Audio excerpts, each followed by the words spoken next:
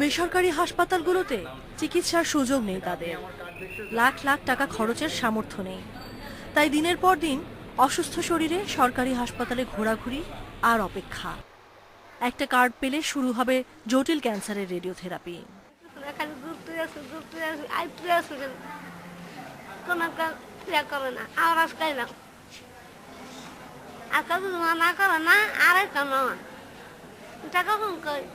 অনেক দূর থেকে আসছি না, আমার 3টা ছেলে মেয়ে আছে, এত ছোট ছোট, অন্য এনে দেওয়া যায় না কিনা, একটু ব্যবস্থা করে দেওয়া যায় না।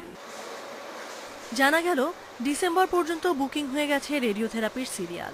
6টি রেডিওথেরাপি মেশিন দিয়ে প্রতিদিন 500-রও বেশি রোগীর রেডিওথেরাপি দেওয়া হলেও প্রয়োজনের তুলনায় তা নগণ্য।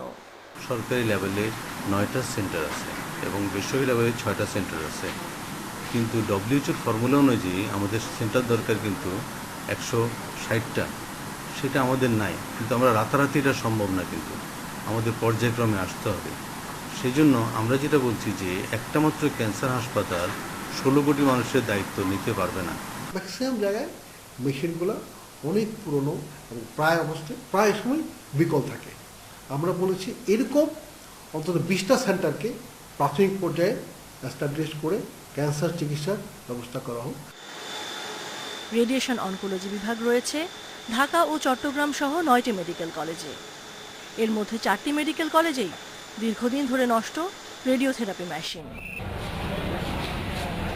বিশেষজ্ঞরা বলছেন, ক্যান্সারের চিকিৎসা নিশ্চিত করতে হলে চিকিৎসা সেবার বিকেন্দ্রীকরণ করতে হবে, না হলে দুর্ভোগ কমবে না দেশের ক্যান্সার আক্রান্ত প্রায় 15 লাখ রোগীর।